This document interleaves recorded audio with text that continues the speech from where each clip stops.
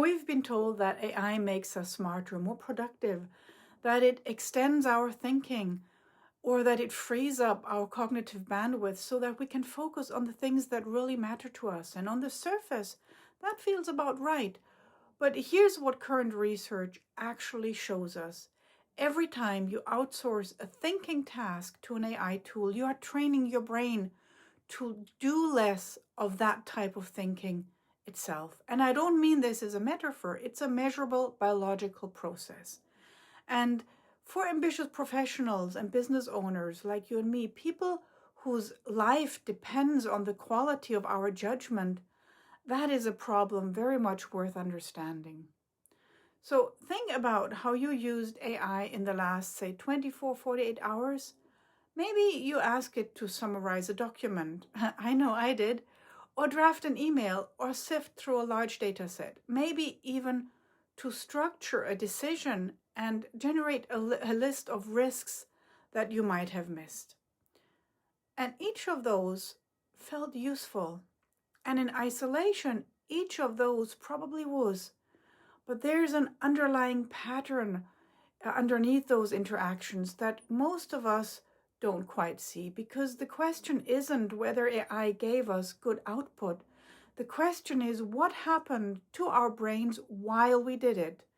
And I went deeper into this topic because I have recognized my own over-reliance on some AI tools. So there are two distinct cognitive mechanisms at work here.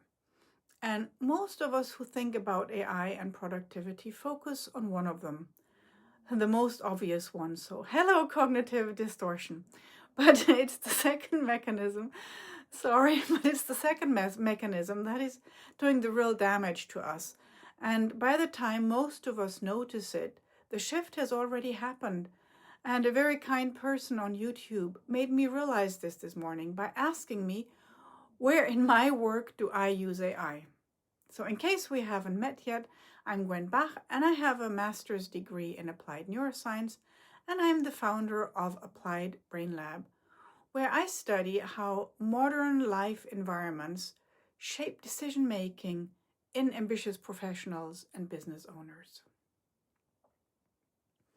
So in the next 10 to 15 minutes, I'm going to walk you through both mechanisms, and you'll understand exactly what AI tool use is doing to your thinking systems and why it feels like an upgrade or being faster, more efficient, while actually functioning as a very slow erosion of skills, and what cognitively honest relationship with those tools might actually look like for us. So there are three things we'll cover. First, the mechanism of cognitive offloading and why the brain treats AI assistants the same way it treats any external cognitive tool. Second, automation bias. What happens to independent thought and judgment when a system starts doing the evaluation for you, and obviously me, the cookie jar. So third, a small but precise shift in how you use these tools that preserve your judgment rather than gradually replacing it. So let's start with the first mechanism, cognitive offloading. And that means the brain stops performing a cognitive task internally and delegates it to an external system instead. And this is new. We humans have always offloaded cognition, writing, calendars, spreadsheets. They're all cognitive offloading, and never mind phone numbers saved in my mobile phone. And I remember as a kid, I had so many phone numbers memorized, but now I only know my own, which I find rather scary. But here's what matters for your judgment specifically. Not all cognitive offloading is equal. Cognitive load theory distinguishes between different types of mental effort. So there's extraneous load, surface level processing that doesn't contribute to deep reasoning. And then there's what researchers call Germane load, the effortful work of constructing meaning, building arguments, and engaging in real thought and evaluation. Vendrell and Johnson, in a 2026 paper on AI and critical thinking in higher education, make this distinction very precisely. They note that while AI tools reduce extraneous load by handling surface tasks, they may simultaneously suppress germane load, the exact cognitive effort required for sound judgment. You feel less burdened, but the system responsible for evaluation is getting less work, and cognitive processes that are not consistently practiced, they begin to degrade, like muscles that you stop using. Think about what happens when someone uses GPS navigation every single day for 2 years. And this would be me using Google Maps for everything after moving to a new city. Germane and Bobot documented exactly this pattern. Habitual GPS use negatively impacted spatial memory during self-guided navigation. The brain didn't break, it adapted, and it stopped allocating the resources to function in the environment that was handling it externally. Now, apply that same principle to your thinking and decision making. If you routinely ask ChatGPT or Gemini to evaluate your options, identify the variables you should be considering, and structure the logic or flaws of a decision, your brain adapts to that environment too, and it begins to treat evaluation as an externally managed function. So we basically outsource our thinking to ChatGPT or your favorite AI tool. And when you face a decision without the tool, be it under time pressure in meetings or you're just tired and have a bad day, the system that should be doing that evaluation has begun to get less practice. And a 2025 EEG study by Young et al. Gave us a direct neural measurement of this. They recorded brain activity during AI-assisted problem solving and found that reduced frontal theta activity when participants worked with AI assistants. And frontal theta is the neural signature of working memory load. When it drops, the brain is doing less evaluative work, and it is offloading, as I mentioned earlier. And a system that consistently does less work becomes less practiced at doing that work independently. Just as I don't need to remember phone numbers anymore because they're all in my mobile phone. So this is the first mechanism. The second mechanism is more immediate and in some ways more dangerous. It is called automation bias. Automation bias is the tendency to over-rely on the output of an automated system, even when that output is wrong. And we all know that AI tools can make mistakes, right? So just as we humans do, the brain, when it perceives an authoritative system providing an answer, reduces its own verification effort. And this is not a conscious choice. It happens below the level of deliberate decision-making. And research by Lee et al. Found that confidence in AI tool was specifically associated with lower levels of critical engagement. So the more you trust the tool, the less you scrutinize what it gives you. And Yatani et al. Found that over-reliance on AI reduces users' tendencies to scrutinize content at all and increasing susceptibility to misinformation and hallucinated claims. And here is what it looks like in your professional context. Say you're evaluating a strategic decision and you ask an AI tool to analyze the options. It produces a structured, confident, well-formatted output, identifying maybe 3 risks and recommending a course of action. The output, it looks right, credible, and it references relevant variables. So your brain, without being asked to, it reduces its independent, in-depth evaluation of the problem. You read the output as a check on your thinking rather than one input variable among many. And I've experienced this a while back when I asked ChatGPT to summarize a research paper. And I got lucky because had I not actually read the entire paper before, I would have not caught some hallucinations that would have matched the topic, but in fact were not part of this research. And again, I got lucky early on, but it would have been super embarrassing had I presented this unchecked. And here's really a critical part. AI output is not based on judgment. It is based on pattern matching across training data. It does not know the specific context of your business, your relationship, your personal or organizational history, or the variables that could determine success or failure in your given situation. So it produces output that looks like judgment, and it is structured like decision-making or judgment, and it will read like factual data when it's not. But they're not actual judgment, and your brain under automation bias is increasingly less likely to challenge it. And there's a further dimension here that most discussions miss. Fisher et al. In 2025 found that interaction with AI systems can shift a user's attitude and decisions towards the model stance, even when that influence runs against the user's prior belief. And critically, users don't notice this happening. The influence occurs regardless of whether you recognize the bias or not.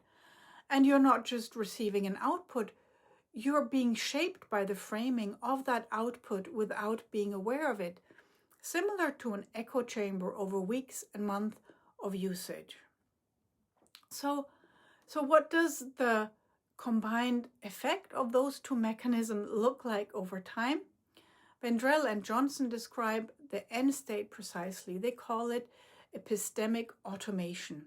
The AI becomes a default authority, and the deeper risk isn't just poor reasoning, it's the gradual loss of the disposition to think critically at all. Gerlich in 2025 study found a negative correlation between frequent AI use and critical thinking performance, particularly among people who showed the highest reliance on AI-generated output. And that's not a small signal.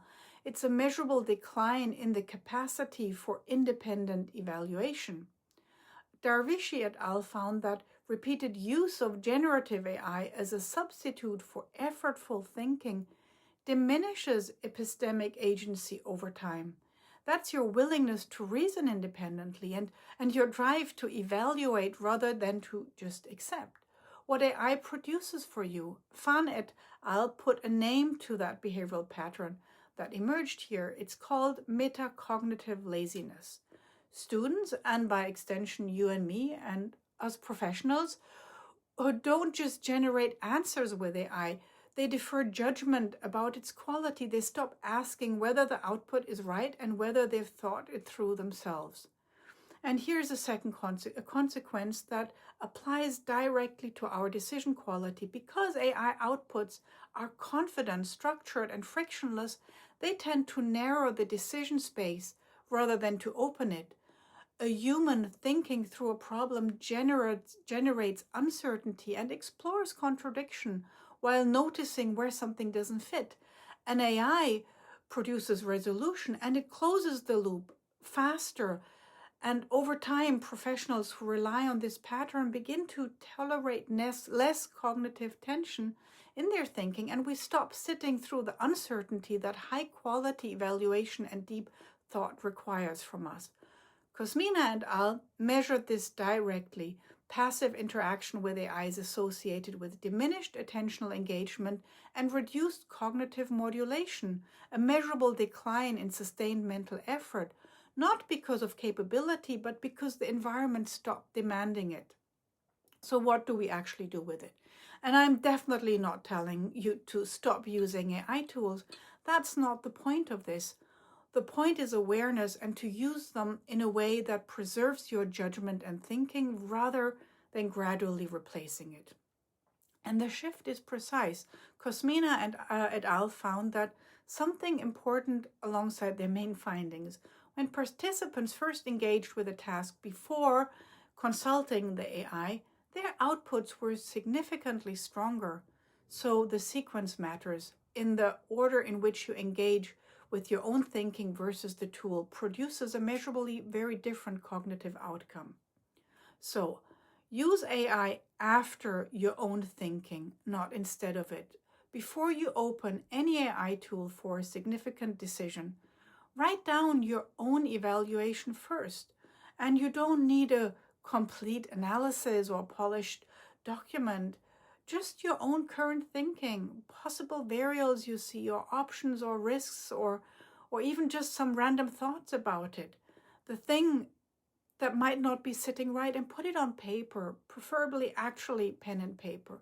And thinking with pen and paper might be considered old-fashioned, but it's nevertheless a very useful tool to slow down your thinking processes. And only then afterwards use the AI tool, because now you're using it as a comparison rather than a vending machine. And your brain is in evaluation mode, comparing its own output against the tool's output, rather than just reception mode, accepting structured information from some external authority. This one shift changes the cognitive function you're performing, and instead of offloading evaluation, you're practicing it and then using AI to stress test it. Vendrell and Johnson frame this as the difference between AI as a shortcut and AI as a thinking partner. The tool should extend your reasoning and not replace it. But that requires you to bring reasoning to the interaction first. That is cognitive, and this is the very honest AI use. It keeps your judgment system active and reduces your susceptibility to automation bias. And this means the quality of your thinking is not contingent to internet or tool access. So here's a mental model I would love you to take from this. AI tools are like cognitive prosthetics. Used well, a prosthetic supports a function that needs assistance. But if a limb that still works is placed in a prosthetic permanently, the underlying function, meaning the muscle, atrophies, and the tool didn't fail. It's just the biology responding to its environment. And your judgment is a biological system. It responds to the environment you train it in. And research is quite clear on what habitual, unstructured AI use does to that system. It suppresses the cognitive effort required for deep evaluation and thinking, and thus introduces automation bias. It narrows decision space, thus gradually eroding the disposition to think critically. And that's not a discipline problem or focus problem, and definitely not motivation, but it's a cognitive environmental operating conditions. It's the reality of our working and living world today. But it is something you have an amount of control over if you deliberately abandon the tools that help you before thinking and write down your thoughts on paper first, and only then use the tool. And that sequence is the difference between an AI tool to improve your judgment or replacing your thinking.